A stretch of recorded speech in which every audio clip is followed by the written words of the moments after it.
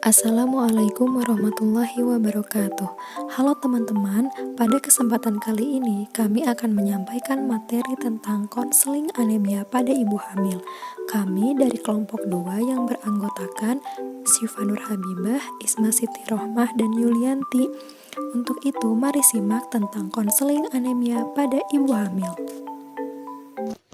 Tahukah kamu apakah itu konseling kehamilan? Konseling adalah upaya menggali dan memberikan informasi guna mendapatkan apa yang dibutuhkan dan membantu ibu hamil dalam mengambil keputusan. Kehamilan adalah suatu anugerah dari Tuhan yang perlu mendapatkan perhatian dan dukungan dari seluruh anggota keluarga. Kehamilan ini dimulai dari konsepsi sampai janin lahir. Lama hamil normal yaitu 280 hari atau 9 bulan 7 hari yang dihitung dari hari pertama haid terakhir. Sedangkan secara medis, kehamilan dimulai dari proses pembuahan sel telur wanita oleh spermatozoa dari pihak pria. Untuk memelihara dan meningkatkan kesehatan maternal selama hamil, maka ibu dianjurkan untuk mengunjungi bidan atau dokter sedini mungkin untuk mendapatkan pelayanan kesehatan yang disebut dengan antenatal.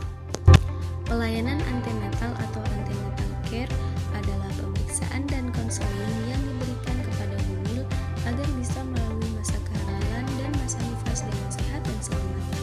Komponen AMC sendiri meliputi identifikasi risiko, pencegahan, dan penanganan medis pada hamil. Konseling anemia ibu hamil meliputi 1. Identifikasi, 2. Diagnosis, kemudian yang ketiga edukasi dan pemberian solusi, dan terakhir evaluasi. Pengertian anemia. Anemia merupakan kondisi di mana sel darah merah tidak mencukupi kebutuhan fisiologis dalam tubuh. Kejadian anemia ini atau kekurangan darah pada ibu hamil di Indonesia masih tergolong tinggi, yaitu sebanyak 48,90%. Itu menurut Kemenkes RI tahun 2019.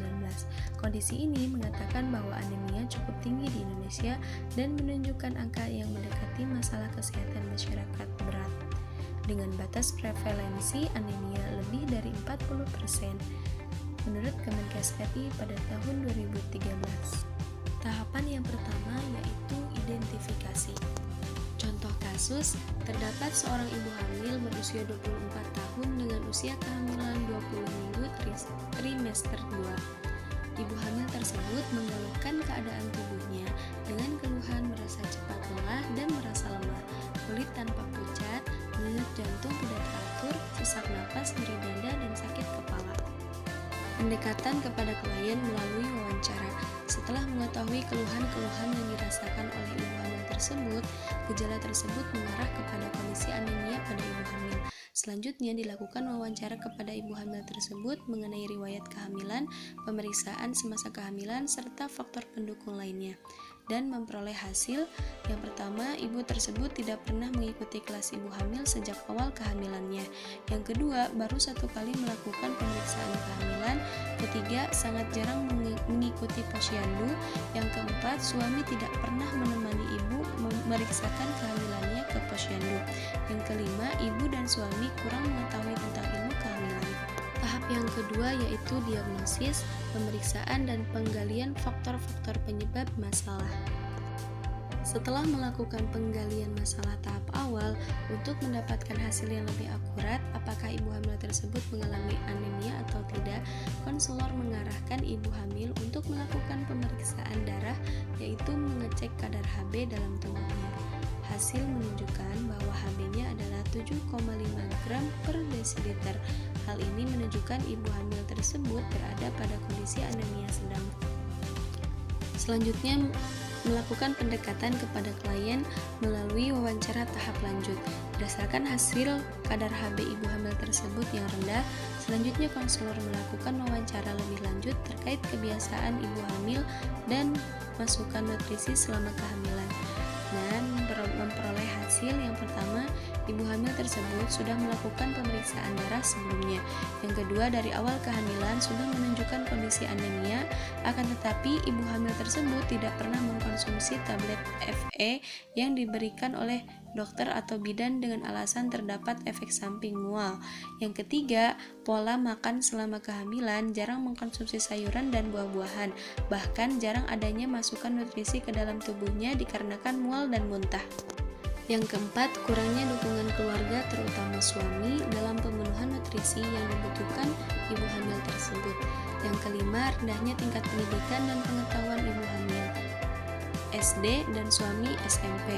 Yang keenam, rendahnya tingkat ekonomi keluarga yang berpengaruh pada pemenuhan nutrisi pada ibu hamil. Tahapan selanjutnya yaitu edukasi dan pemberian solusi. Konselor memberikan edukasi dan memberikan solusi kepada konseli. Edukasi anemia ini diberikan kepada suami sebagai faktor pendukung dan istri sebagai pasien atau konseli. Faktor resikonya yang pertama, perubahan hormon kehamilan, yang kedua, kekurangan gizi, yang ketiga, mengidap penyakit tertentu. Dampak bahayanya yang pertama, depresi postpartum, yang kedua, pendarahan saat bersalin, ketiga, pertumbuhan janin yang lambat atau tidak berkembang, yang keempat, BBLR, yang kelima, bayi lahir prematur, keenam, bayi lahir dengan anemia, 7, kerusakan otak dan jantung, kemudian yang kedelapan, kematian pada janin, yang kesembilan, kematian ibu selama kehamilan dan pada saat bersalin. Selanjutnya yaitu pemberian solusi. Yang pertama, menganjurkan ibu hamil untuk makan dalam porsi sedikit tapi sering, di antaranya dengan berbanyak mengkonsumsi makanan yang mengandung zat besi seperti daging merah, sayuran hijau seperti bayam dan kangkung, tahu, kacang-kacangan. Kemudian yang mengandung vitamin B12, diantaranya ada ikan, daging ayam, telur, susu. Kemudian yang mengandung asam folat, kacang tanah, sayuran hijau seperti kangkung dan bayam, pepaya, alpukat, dan pisang. Selain itu, ibu hamil dengan gangguan anemia juga perlu mengkonsumsi makanan yang mengandung vitamin C agar dapat menyerap zat besi dengan optimal seperti tomat, buah jeruk, jambu biji, pepaya, dan bayam. Yang kedua yaitu menyarankan ibu hamil tentang waktu minum suplemen zat besi, vitamin B12 dan asam folat agar mengurangi rasa mual di pagi hari 1 jam setelah makan atau malam sebelum tidur, dan setelahnya dianjurkan untuk minum air putih yang cukup. Kemudian yang ketiga, rutin melakukan pemeriksaan dan rajin mengikuti posyandu setiap bulannya. Kemudian yang keempat, melakukan pemeriksaan kadar Hb secara berkala selama kehamilan sampai dengan persalinan. Yang kelima, suami dan istri harus saling bekerja sama dalam pemenuhan nutrisi ibu hamil. Misalnya suami mengingatkan minum suplemen dan lain-lainnya. Yang keenam, menanam sayuran hijau dan buah-buahan yang mudah dijangkau di sekitar rumah atau lahan kosong. Yang terakhir yaitu menganjurkan suami untuk menemani ibu hamil ketika melakukan pemeriksaan kehamilan. Tahap yang terakhir yaitu evaluasi dan follow up, yaitu memantau dan monitoring ibu hamil dengan gangguan anemia. Dalam tahap ini, konselor menyampaikan kepada ibu hamil dan suami untuk melakukan pemeriksaan kembali sesuai dengan jadwal yang telah ditentukan untuk memantau perkembangan kondisinya, apakah kadar hamilnya menurun, tetap, atau meningkat, dan faktor pendukung lainnya. Selain itu, dapat dilakukan PSPK oleh kadar posyandu dan bidan desa untuk memantau perkembangan kesehatan ibu hamil tersebut. Manfaat konseling kehamilan, yaitu untuk mencegah kesakitan awal maupun berkelanjutan. Yang kedua, meminimalisir kesakitan dan mencegah komplikasi. Selanjutnya, untuk mencegah kematian ibu dan anak. Berikut ini adalah praktik konseling anemia pada ibu hamil.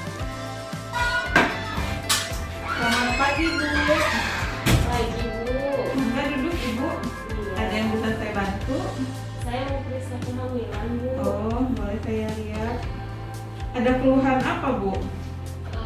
Sering mual sama pusing, lemes, gitu, Bu.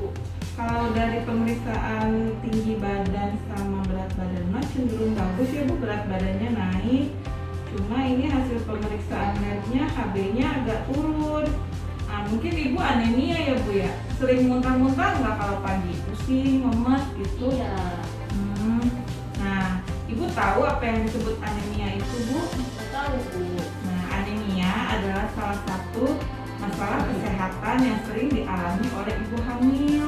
Meski cukup umum, anemia tidak boleh disepelekan Bu, karena anemia pada ibu hamil trimester pertama dapat meningkatkan risiko kelahiran prematur, bayi lahir rendah, hingga skor Apgar yang rendah. Nah, anemia pada ibu hamil cenderung diakibatkan oleh masalah kekurangan zat besi dari asupan makanan. Anemia ini disebut dengan anemia defisiensi zat besi. Penyebab anemia saat hamil itu Bu, meskipun saat sebelum hamil ibu tidak pernah punya anemia Bu ya. Nah, ibu hamil bisa saja mengalami anemia Bu.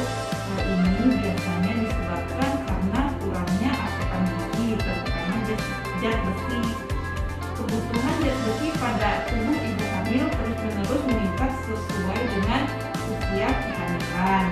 Nah, zat besi itu sendiri apa sih Bu? Zat besi adalah zat gizi penting untuk membentuk hemoglobin, yakni protein dalam sel darah merah yang membawa oksigen ke seluruh jaringan dan organ tubuh.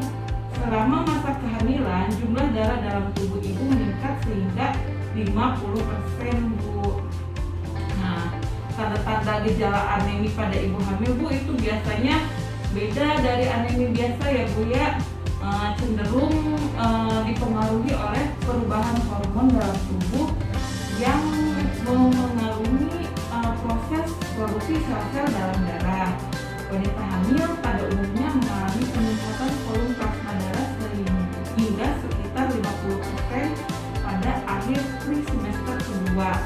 Sementara sel darah merah hanya bertambah sekitar 25-30%. Hal ini akan menyebabkan penurunan kadar hemoglobin tersebut. Anemia itu sendiri terjadi ketika hemoglobin dalam darah berkurang secara drastis ya Bu.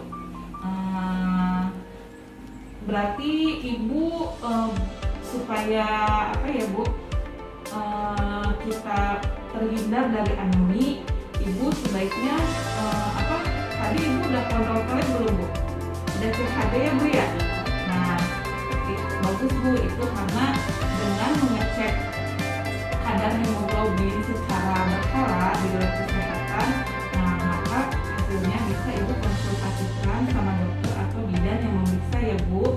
Kemudian ibu bisa menjaga penyerapan zat besi ke dalam tubuh dengan mengkonsumsi makanan alami dengan zat besi seperti daging ya Bu ya, oatmeal, beras merah Bu, kacang-kacangan yang berwarna hijau tua Bu. Kemudian ibu suka minum suplemen makanan nggak Bu?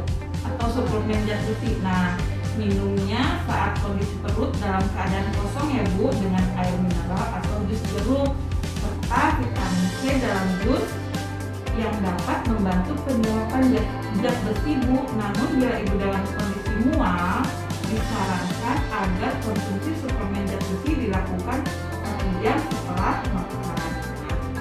Suplemen zat besi akan bekerja dan hasilnya dapat dirasakan dalam waktu 1 minggu Bu. Produksi sel darah merah akan meningkat juga hemoglobin dalam darah. Biasanya dalam waktu 1 bulan lah anemi sudah bisa teratasi. Jadi kan tetap diteruskan ya Bu penggunaan sesuai dengan resep yang diberikan oleh dokter atau bidan. Kemudian Bu, bisa hindari diet secara berlebihan saat kehamilan karena perubahan pola makan dapat berdampak pada jumlah sel darah merah. Konsumsi makanan dengan asam folat dan vitamin C untuk membantu penyerapan zat besi. Ada yang ingin ditanyakan Bu?